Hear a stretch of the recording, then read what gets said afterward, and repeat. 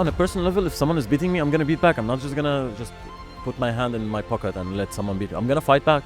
Non-violence sometimes can be violent. Survival teaches you how to adapt, how to learn, how to grow, how to be even smarter. It's as important to make a film about Palestine at the moment as it is important to make a podcast about the subject, as it is important to hold a weapon and go fight the settlers when they are attacking you. Every day you hear it like, oh, is it gonna be World War III? Is it gonna be World War III? In my perception, we're in it, you know. It's not like we're waiting for it or on the edge of it. Wanna say a little bit, introduce yourself? No, I'll introduce myself later. They will get to know you while you're saying. Get to know me Sure. while we're talking, yeah. But I just got back from traveling, and I was with a big heart celebrating your success with Hummus and Habibis, like from afar, but looking at you and like, wow, this boy is doing it. Thank you for being always supportive. I remember I was still at home, nothing, but you always you say big stuff about me, and I take it like half a joke, half like, but you. This is also how we got to know each other. You made a movie about me, documentary for you were studying at the film academy graduation or something. So you approached me, hey, can I make a movie about you? So you already saw something that I wasn't seeing. I didn't see. It's funny you say this because like I think it's also sometimes, yeah, we do that, you know. You see something about me that I don't see, and I see something about you, and sometimes it takes us longer to get to know ourselves and to see ourselves than to also see how others see us. And eventually we're all mirrors, right? But when I got to know you from the beginning, like there was something very special about Badr, like as a character, you know, not only as a human being and as a friend, like that came later. But with you as a person, like I've always been admiring your being and your free and liberal expression, you know. On top of that, I see your determination. I see how much you work for things, you know. It's not, and that we're both coming from the same culture. And I see your struggle also, you know. It's not like you're only that success story or you're only that, like, I see your pain, I see your struggle, and I feel you. And I feel how much, like, you had to go through in order to get to the place you're in. And unfortunately, a lot of us people coming from pain background or painful experiences, a lot of times we tend to alienate each other even more. So the painful experience that we've experienced becomes almost like, okay, let's replicate that instead of like, let's make a stop for it. Let's start new here, you know. A lot of people, unfortunately, and including us sometimes, like we don't necessarily always have the vocabulary to, you know, to break that cycle of pain, you know what I mean? So for me, it was really important from the moment I met you to focus on your beauty and focus on the things that I see flourishing and I see their potential, you know? Thank you so much. So it's hard a bit sometimes saying this because part of me also want to push you away, but that's for of course, for another episode or for between me and you. But because sometimes it's challenging to keep the love and the disconnect at the same time. There is part that is loving and connective, and there is a part of that is protective and pulling away. But do you think also sometimes that when someone sees your potential more than you do, that sometimes it's that's the thing you want to run away from? No, not at all. Okay. I was just saying it more on a personal level, like as a persona, as we are. Yeah, okay. You just don't like me. No, I love you. No, I like you. I don't like certain aspects of you, yes, maybe. Okay. Just like you do. But about the cycle of pain, the Buddha spoke about that's what we mirror. We do as things being done to us. Even in our clinical research, we see like the people who rape children, how many of them were raped or something. Like it's a common human phenomena, and it's just so difficult to explain to the person who's doing the war or he's killing the other person that you are doing it because something has been done to you. But we are so righteous. Everyone, I'm right. My God is right. My book is right. my party is right, I'm doing this because it's good. Because I do believe that in the goodness of humans or people or life, everyone is so good, but they are just blind. They are doing this evil stuff because there's a layer of conditioning or the trauma itself, or that is making them behave that way. And so how we can break this cycle, the repetitive pain cycle, that's kind of one of the questions of this podcast, trying to open the conversation with my friends and guests. How can we make the world in a better way? Because it's maybe easier to know how can we make the world in a better way financially, environment. It's complicated topics and we don't even know the answers, but also how we can make the world in a better way, spiritually or psychologically on these dimensions. Do you wonder about this question more? Now we are living always on the edge of World War III. Every day you hear it like, oh, is it going to be World War III? Is it going to be World War III? In my perception, we're in it, It's not like we're waiting for it or on the edge of it. It's already happening. Makes sense. Boom, boom. It's I like just bubbles. come back from I just come back from traveling and going back to Syria for the first time after 11 years of we need to talk fleeing. And so we can say we're on the edge because we're in the Netherlands, but it's not the case. It is happening, We're in it, even if we don't hear the bombs here in Spaarndammerbuurt, but it's happening. It's the reality of many millions of people. Yeah. So to reflect on what you were saying, I think it's a very big question. Like, wow. And I don't feel like we need an answer from you now. Yeah, I don't think I'm in a place to answer this, not at all. But I also feel that we are, as a collective, if we look at us as a collective, we're also little pieces of individuals. And I also feel like the more we are aligned with with ourselves and with our calling, and knowing like maybe I cannot make the World War III stop, but what can I do? Like, ask that question, what can I do? What are the things that are in my hand right now, that are in my, like, how to say it, on my reach, that I can do? I'm doing this podcast for this question. Yeah, and sometimes it's also important not to do anything also. Like, there's this duality of it, like, we always feel like we need to do something about it. But maybe sometimes you need to just take your attention out of it and put it somewhere else.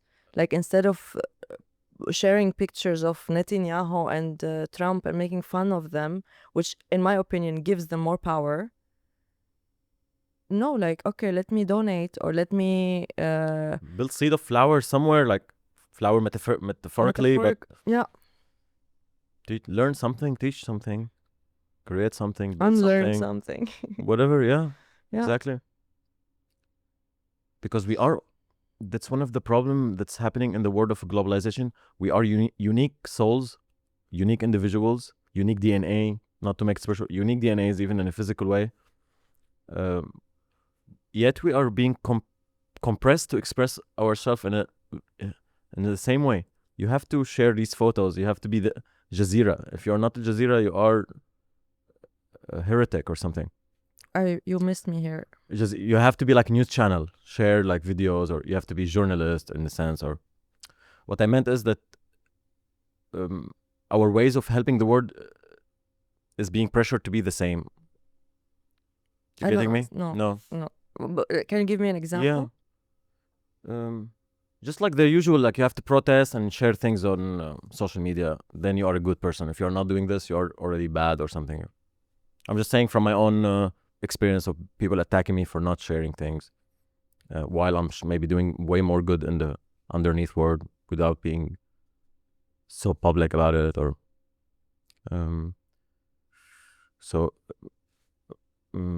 there's pressure to express ourselves in the same way and help others in the same way. Just we said like someone need to be meditating somewhere or building school in Japan, or that might be more helping than someone who's just performing something else. what is your unique way? We're speaking about how each of us is unique, and our strength come where we go all in on our uniqueness. Want to share like what is your uniqueness, or where do you think you can help the most? Yeah. What is your precious thing you think you have? I mean, I must say, it's a process of discovering always, you know, it's never like this is it, you know. But so far, um, like I've always loved film. I've always loved this medium. I've always loved to share stories and to write and to talk and to be there, to be present, to hug, to be warm with people, to empathize, to be compassionate, you know? And in a sense, throughout my journey, like those aspects have been more and more, like, how to say, celebrated by the universe. Like every time I'm doing something opposite of this, the universe or or God or the circumstances would show me that this is not your way, you know, in different ways, like creating more challenges or making it almost impossible. Or, and then I'm like, okay, where's the place that I'm flowing the most and at ease and flowing the most with love and with joy and with strength, you know, with kind of this force that is beyond you as a person. And it's like more, again, like coming from the source, coming from something very bigger than you, much bigger than you. So for me, like how I made sense of this whole period, like since the genocide began in Palestine and in Gaza, and like all those periods also of like leaving my country after witnessing from a very young age that there is no justice in this world, and evil can actually can be prevail, and they can take over, and they are actually taking over in so many aspects, in political aspects, in our daily lives in Syria, and so for me it was always like making films have been the savior and the, how to say it, the part of me that kept the little Razan alive and kept her voice heard, you know, to make films, to share stories, to go on stage and share those films and those stories and tell the other side of the story, the other side that most of the, how to call it, like the mainstream media, the mainstream film, the mainstream narrative doesn't want to share, you know, or doesn't care to share. So for me, it began with making films and learning how to like make films and how to share stories in this medium. Not only stories, emotions and states of being through this medium. And later in my journey of making films, I've come to realize also that like it's not only film that is calling me. It's bigger and deeper than this, and it's the consciousness and how to influence the human consciousness, including my own, you know? So in that journey, I've developed something called Life is Cinema, which is like using all the knowledge and the experience I've had from film to learn how to heal, how to align, how to ask yourself the difficult questions in a more joyful and playful way, using film as a practice and film as a tool and mindfulness as a practice. I've learned from so many amazing teachers, and I'm so grateful for every one that passes, because also sometimes we forget those teachers that are not necessarily teachers. Like, for example, you know, like making a film about Badr is also a teaching process and learning process. And, you know, that you might not be in the position of a teacher, but I've learned so much from our encounters. You know what I mean? So in a sense, what I've realized, or what I came to realize, that my path in this life is to focus on emotions, on consciousness, and on working with that, you know, and aligning with that. Because what we just began this podcast with, you know, like a lot of pain is causing a lot of extra pain, like a lot of unprocessed pain, not pain itself. Like pain is here to help you, pain is here to guide you, you know. So a lot of unprocessed pain and not allowed pain, unallowed pain, gets you into that state of like, oh, this, like that. I'm gonna point fingers. I'm gonna have a destructive tendency. And of course, there are other reasons also, but yeah, to me, that's what I felt that is my strength, let's say, or the thing I can work best with. And during this whole period of like the genocide, to me, it felt like I'm not really a good demonstrator. Like I demonstrate every now and then, but my knees don't allow me to stand long or to fight with the police or to, I'm not very I don't have a lot of physical strength. I have literally like an issue with my pain, with my knees. So I asked myself, like, what can I do? Because you almost lose, you lose your mind if you're not doing anything, or if you're not at least like how can you be sane in front of such evil? How can you keep your sanity? So in that sense, like, I went back to the most primitive thing have connection with, and I just took the camera, and I've been filming in the encampments, and then I filmed in I took the camera to go to Egypt and to Syria, and with this question of like, what does it mean to fight oppression?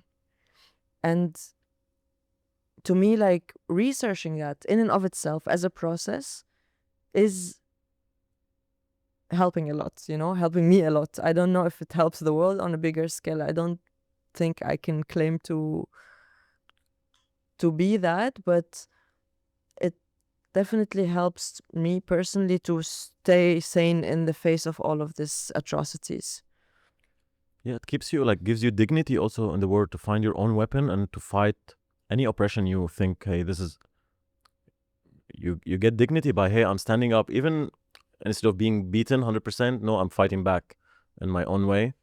So, and I feel like us who have more access to awareness, or we're more on a journey of realization, we want to feel more, we want to experience more, we tend to hold more responsibility on ourselves on how we need to help the world, how we need to save the world.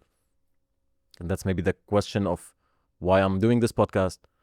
It's just costing me more money and time. This is my only free day in this restaurant, and I'm using it to get into a conversation. It's the same calling that you hold your camera and you travel the world to answer questions or see how can we help. Yeah. It's a beautiful journey, because I guess, as you say, while I'm teaching others, I'm learning myself. Learning, it's good, always goes both way.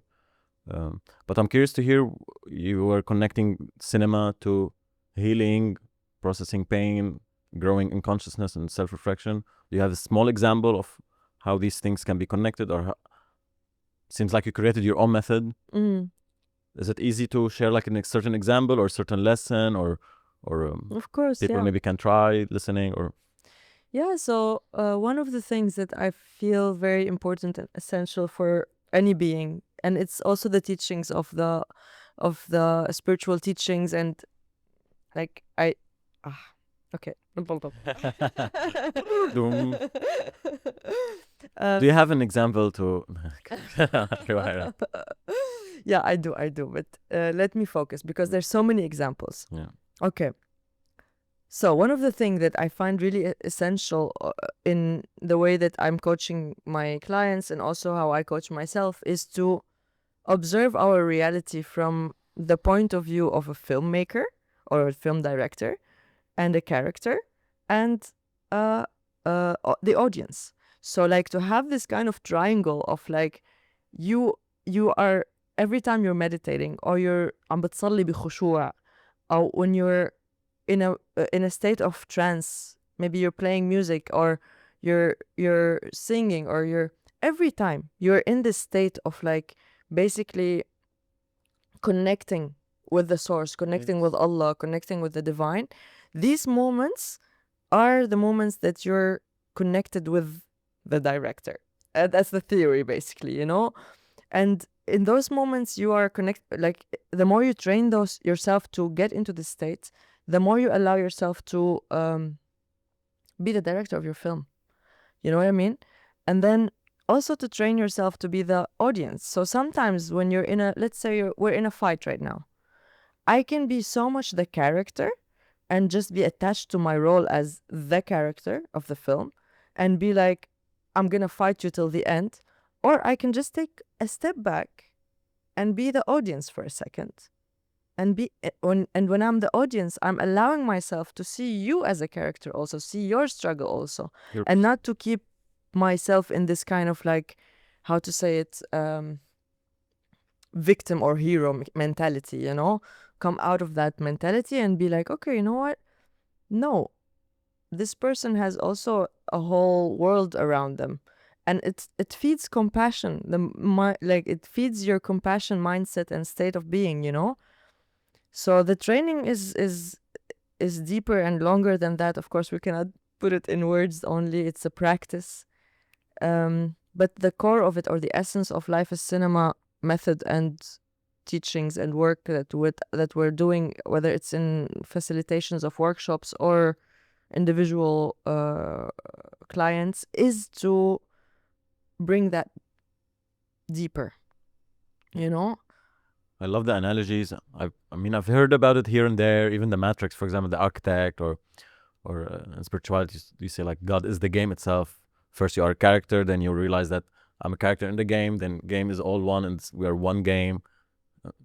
So it's all things that help us as a small brain humans understand what the fuck is going. Yeah, it's a frame. It's a frame, and that frame is it can help you, and it can very necessary too. It's like a compresses things into tangible meanings and tangible concepts. Yeah, exactly.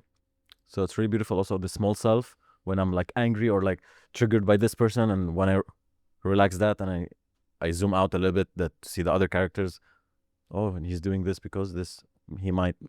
So it feels, of course, compassion, because you validate others, people, point of views and reasons, and you're not only. It's not about you. You lose focus. You're not the center of the universe anymore, or the game itself. What else is going on? So you accept clients? Yeah, I work with people and with groups, and yeah, it varies, you know. Sometimes it's like in the cinema of 200 people, with 200 people. Other times it's with a group of 5 people. Like it depends on how it offline and online, both. Like there's a section of my work that is more online based, that I'm coaching people individually online. And groups is mostly offline. The groups is mostly like, with the groups and sessions is like more with on the ground. And the audience or the people you're working, is it more Arabs or everyone, or more like what? Yeah, so I'm on the ground. Because we're in the Netherlands, so I'm more open for all kinds of backgrounds, but I am focusing on people and groups who are more in need for this, you know. I'm focusing on film festivals. I work with film festivals, with production companies. Like we're reaching out now also to more like music festivals. So it's like that it goes into a more setting that is already kind of created for connecting and for deepening. But online, so far I've been mostly working with Arabic speaking women. I felt more comfortable in also empowering our community, and I felt more, that's my calling for now, you know. And now I'm expanding. I feel the urge to expand this and not to keep only in one group. So I start taking also male Arab males also, and masculine. Finally, someone is listening to us and wants to help us. Of course, you guys. Forgotten. And I also worked with trans people. With like, it's very important to like, it's about the human. Like it's not about what you represent, you know. Absolutely. Yeah, but first I felt more comfortable with working with Arab females, and then slowly. Or like, how to say it, vaginal bodies. I don't know what to say women, nowadays. Just women. Yeah, to be politically correct. Yeah. I want to go back to the question of the cycle, like the pain cycle. Again, I would love to answer the question of what is the alternative for? Mm. Because I do believe that we have dignity and we should have the right to defend ourselves and fight back, etc. But at the same time, I don't feel like sometimes when you're fighting back and you become like the rebels in Cuba or whatever, like sometimes they become the aggressor themselves. They take over and it just repeats itself. So where is the limit between having the dignity to fight for your boundaries and your own space and between just repeating the pain cycle? Someone is an asshole to me, I'm gonna just be an asshole to that person. And when, or is it realistic to follow the Jesus and Buddha where like, oh no, I love you, you hit me, I love you more? Is this really the solution? Because I know it sounds unrealistic, but if you look to the other method, which is like, I'm gonna shoot a rocket at you, you shoot a rocket at me, I'm gonna shoot a rocket at you. Which one you seem is actually helpful? I don't know. I don't know either, but do you want to go into the like inquiry into the does love and compassion and forgiveness are actually realistic solutions to our problem in the world? Listen, like when we're talking about individual twos, like me and you, it's different. Aren't It's very aren't we a different. microcosm in this macrocosm? I think so. So But the country is a person. the more people, the more complex Absolutely. and the more layers there is. Absolutely. You know, we cannot like narrow down the personal experience, which I feel like it's a very beautiful symbol, symbolizing. Like in the world of symbols, yes, that works. Yeah. You know? But sorry. In the world of symbols, yes, that works. If we want to theorize things, yes, that works. You know? No, I want real. I want Yeah, but realistic. real, how can you bring 10 people who are getting hit, all of them, to give all of them to give? That's not realistic. I don't think it's realistic. And to be honest, I feel sometimes that non-violence, that's the non-duality of it, right? Non-violence sometimes can be violent. I don't want to be in Gaza or in a place on this earth that I'm being beating to death and being and tell I want to be in peace. No, in this moment, fuck peace. You hear me? I'm like all about that. We are human beings. We're not only spiritual beings. And our human experience has that. We're both. We're violent and non-violent. And I personally choose non-violence over and over. But I want you to know and to be very clear, I'm very clear about it, that I can be violent. And I can fuck you up, you know? Yeah, when the limits are crossed or something. Totally. Yeah. Totally. So in a sense, like when you ask about war and peace, sometimes I feel war is necessary. You know what I mean? So actually, I don't know if that's so a actually, very like war is just part of life that we need to accept and not fight back. It's just I don't part think of we war. need to accept. No, per se. We need to accept because it's a way of us communicating with each other. So that's what I'm trying, like, to kind of not trying to put words in your mouth, but we are gonna disagree as humans, as nations. You know, these bubbles of realities. Our realities are gonna clash, and the way to communicate with each other in this clash is the war, is the rockets, is the. I don't think we need to accept war. No. What is the alternative? I'm gonna stand Yeah, but here, what is the alternative? Look, what I'm trying to say here is it does exist and it's part of it. Like, I'm also contradicting my words right now. Right now, listen very carefully. Really, it's like, but we don't need to accept it. I don't think we need to accept our imperfections. It's part of our experience also. What, should we deny our imperfection? No, not we should deny embrace it. No, not. Okay, let me tell you what I mean. If something is real, if something is real and here right now, if I'm sick, if I'm weak, if I'm vulnerable, my method of the most efficient, the most loving thing to do is to acknowledge the reality and accept it. So what I'm saying is actually, no, war is a legitimate way to communicate with others. Like when there's no other things to do, war is the way forward. What I'm saying is we need to accept it, that, hey, actually this is just a part of life and it's a necessary part of life. Why? You hear me? Why do we need to accept that? We are just saying because people, we're billions and billions of people. We are going to be Yeah. put in situations where there's someone who's beating us. I understand, but I'm not there. You're not there yet. I'm not there yet. I'm nowhere. I know I'm just jumping. I was at understand. Jesus and I'm now accepting No. war as just a normal fact and let's go on kind of guys. But No, I don't think. I think personally, if you ask me, like, since we're having a podcast about me and you, or like us speaking through ourselves, yeah, I don't want to accept war. Although I cannot not accept in positions of, for example, specifically like what we're witnessing right now, occupiers, settlers taking over your land and you not resisting. I think that's not the nature of things. So in that sense, yes, I accept the resistance in this moment. But I don't accept the resistance. Does you know what I mean? I don't accept Sure. someone attacking another country sure. for but no resistance reason, can be peaceful, or no? for just the reason that But you made resistance up. can be peaceful.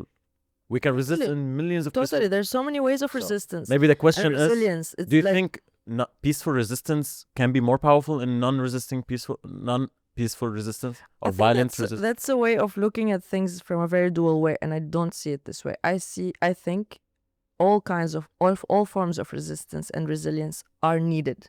All forms. Combinations, And I maybe, think or exactly, and I don't think we should put one more important than the other. There's no such thing.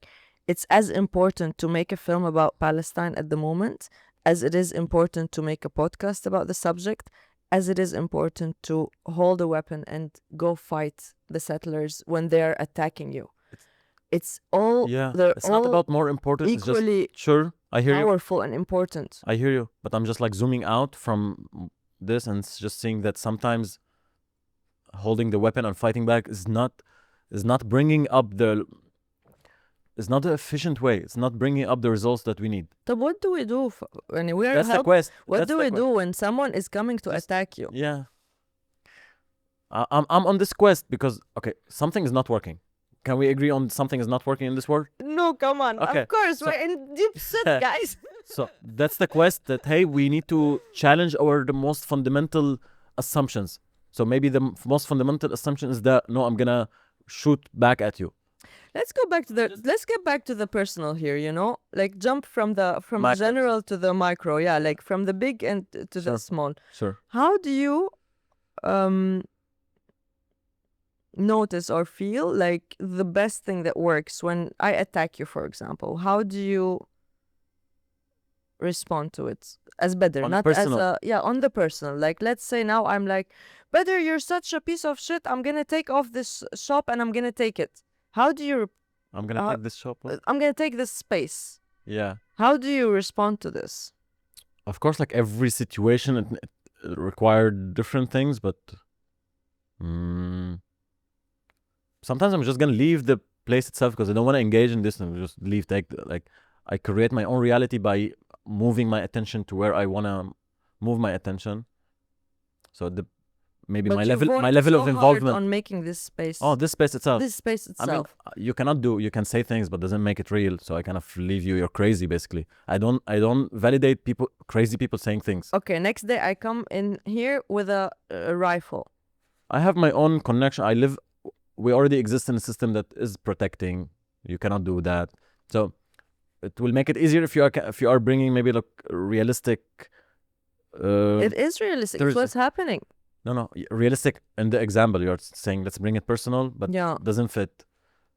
But on a personal level, if someone is beating me, I'm gonna beat back. I'm not just gonna put my hand in my pocket and let someone beat me. I'm gonna fight back to make it. If you're searching for this answer. Not necessarily, because also sometimes I notice, for example, in my fightings with people or with my in conflicts that happen in my personal reality, that it works so much. It was an experiment I did, and it works so much to just take a deep breath and literally imagine.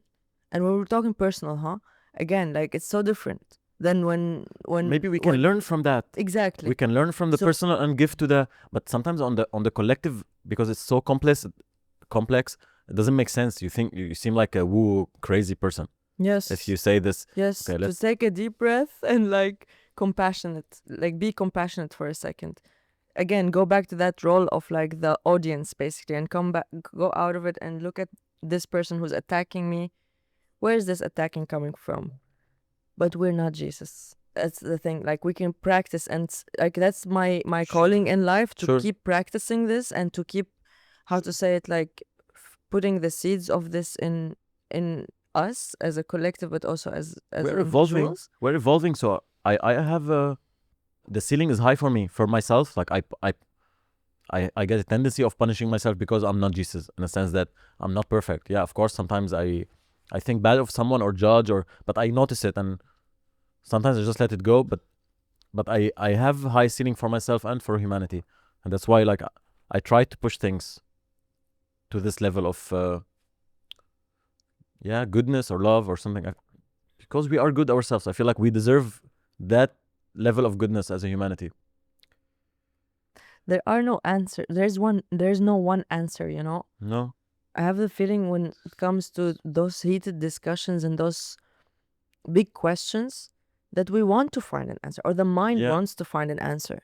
But it's just the experience itself unfolding, and the answers are within these experiences that are because one of the paradoxes is that the best thing that have ever happened to me is being part of or growing up in a country that was at war. So having to flee Syria because all my friends were arrested and tortured, and because we were protesting and creating peaceful methods of protest.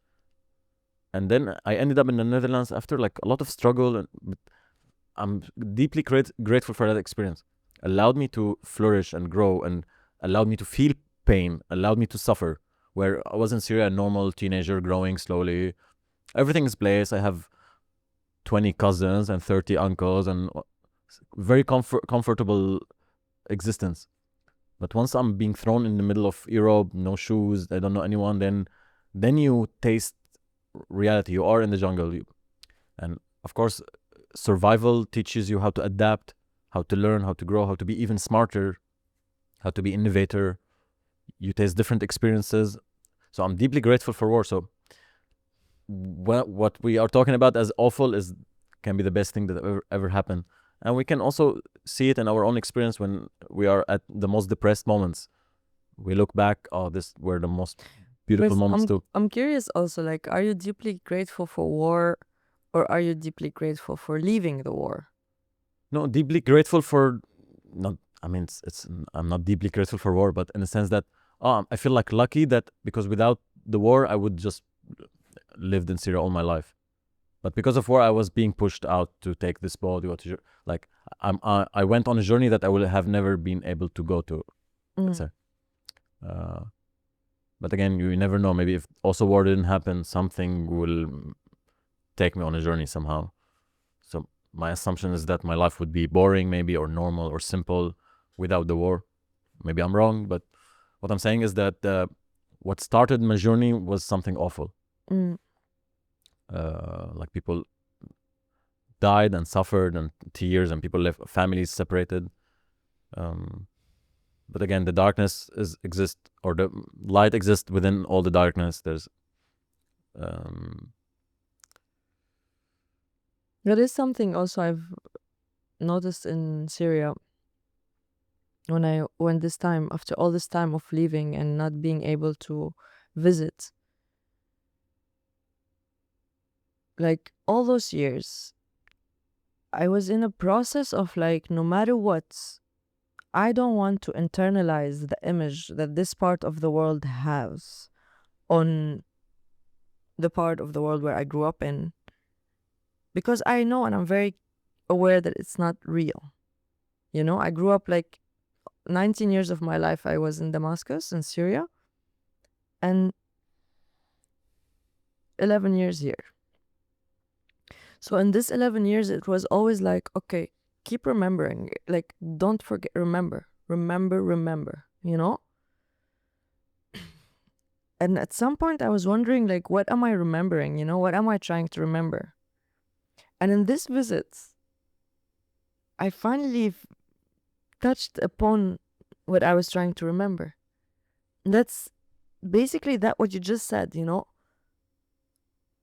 it's so dark there. There's so much darkness there. Like we just witnessed now, like Bombing of church. suicidal bombing of a church, and like just a couple of months ago they were attacking the Druze areas.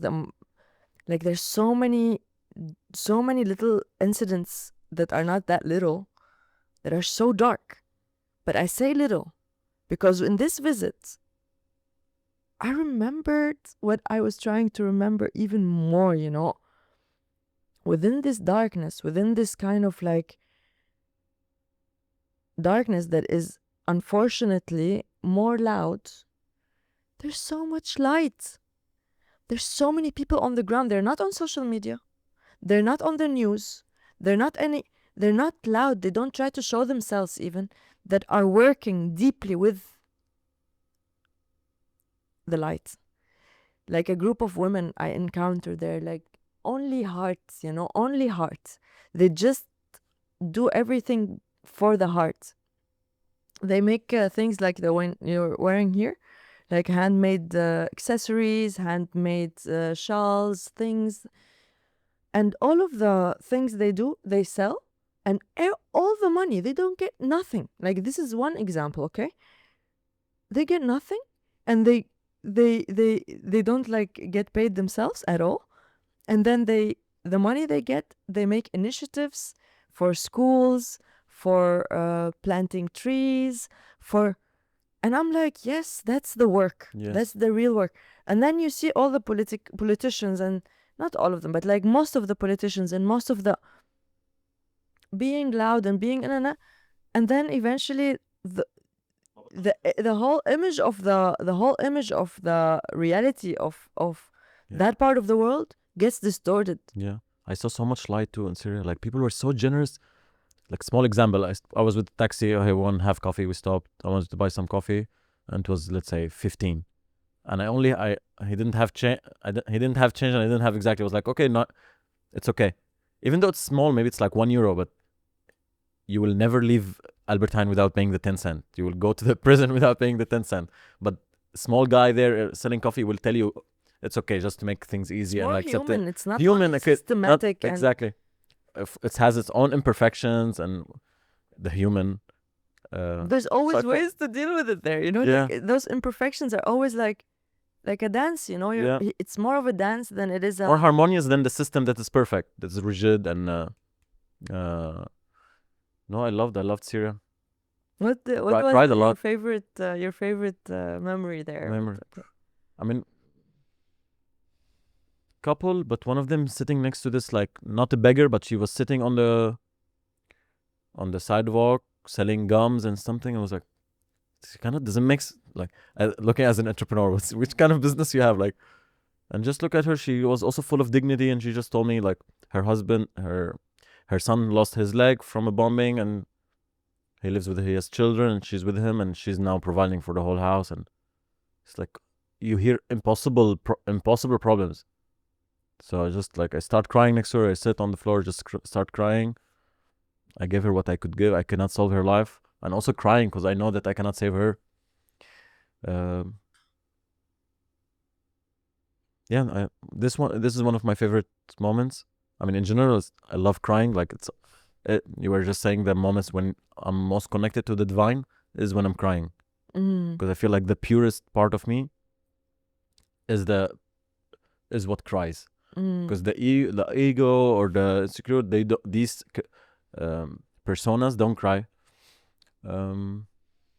Other moment was smoking a joint on the rooftop of a destroyed building in a destroyed city in Jobar, and seeing whole endless concrete, and again opening the camera and recording. I was with a friend, and we were discussing also war, spirituality, evil, justice, trying to make sense of when you see madness and blood around you.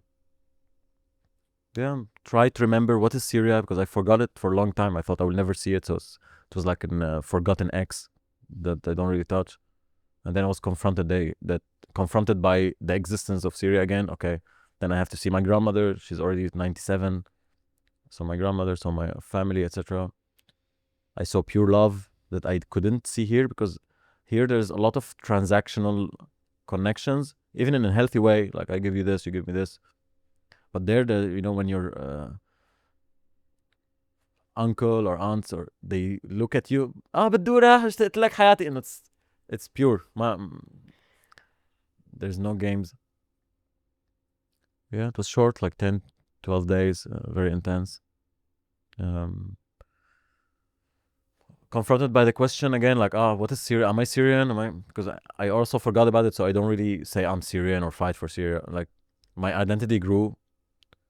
But again, I realized that I come from these roots. I have responsibility. I drank that water. I walked on that. Like, I have some responsibility to help there. How? I will see with time. But I saw that, hey, maybe in 10 years or whatever, I could live there. It's a beautiful place, beautiful people, amazing food. Weather is moderate. I was like, all the fundamental things of life is there. I'm sure I can find cool people and make friends, because I don't really have friends there anymore. So I was like, actually, it's an option. Before, it was maybe like, I don't know, Bali or whatever the options of trying to find the ultimate home. So I've been talking about my experiences in Syria, and I'm curious to hear what have you seen, what you documented, and how is that bringing? Because you just mentioned you are working on a movie, or is this connected to the footage in Syria? Yeah, so it was a plot twist also for the movie, but also for me. Like, I was filming this film here in the Netherlands and focusing on the relationship between us as diaspora, Arab diaspora in the Netherlands, in relation to what's happening in Palestine and the student movement here. And I was curious about like the dynamic, And in the film, it's like a journey film. And in the film, the idea is to go back to the Middle East or to parts of the world, but I wasn't allowed to go back to Syria. So I booked a ticket to go to Egypt to see my sister, who decided to leave the Netherlands and like live in Egypt instead. So I was curious, like, to follow her story, also follow why she decided to leave the West, the so-called, like, the more, how to call it, privileged place on earth, and so I was curious, like, what made her make that decision, and what made her decide to go back to the closest thing she could think of, because we were not able to go back to Syria. So while I was in Egypt, the Syrian regime falls, and I'm like, yes, like, wow, it's such a big plot twist that I didn't even expect, like, in my life, like, we were all surprised in a way, like, suddenly this big atrocity, this big... It took a couple of weeks to even hold. Like, I remember my father was like, is this real? Like, because he could never, let's say fuck Assad. Like, he would be afraid, even he being here. After 10 years, my mother, she would try to not talk about it much. Or even she's like years away and thousands of kilometers away, but they lived in fear all their life. So yeah, it took a while to accept the reality. This is real. Totally. Yeah, it was crazy. It was insane. A friend of mine came to Egypt the same night and went back, like, took a flight from Egypt one day after to go to Damascus. He's like, join me. I was like, I would, but I need some time, like, to, my ticket to Lebanon is in 2 weeks. And I celebrated the New Year's there. It was one of my favorite New Year's Eves of my whole entire life. In Lebanon? In Damascus. In Damascus, you were? Yes, you in made it there? Damascus, in Syria. And yeah, it was really beautiful, as we just mentioned. Like, there's so much light, there's so much beauty. But then there was also a lot of pain that I kind of... Like, my home was in Jobar, in that area you're talking about. So my childhood home where I grew up, and... Oh, maybe I was on your building then. There is no more building. But I was on a destroyed building, yeah, but maybe that was destroyed, it was like all ashes. I wish I found this piece of the building. Yeah, and you cannot even recognize anything. I don't know. Yeah, it was a very beautiful, intense experience, and I was lucky enough to have my camera also to document it. But I must say, it's also not like the camera or the whatever we document is nothing compared to reality. Like, that's also something I came to have a conclusion about. Like, no matter how much the medium of film is deep and intense and it has a lot of sensory, it cannot touch this much of reality, you know? But that being said, I am asking for support in this process. Like I've noticed that I'm not the kind of filmmaker that is gonna wait and for funds to fund me or whatever. I was just doing everything on my own, jumping from one place to the other. Of course, I was supported by my community and the people who believed in this question, like what does it mean to fight oppression, you know? So yeah, if this is a good place to say this, like I'm in the process of making like a crowdfunding for this film, that we all make it together, that it's not just on one person's shoulder or on a couple of people's shoulder, but more us, you know, like Julian can help you with editing. He's really fast. Like he has a lot of free time. well, that's good. he needs a cameraman too. Good to know. But yeah, it would be nice if your audience also like would like to chip in with the crowdfunding or share the story. Can add a link or description, please send it to me. Or even if you're just curious, just to reach out and ask about the film, ask about the process. This all brings some kind of force of energy that.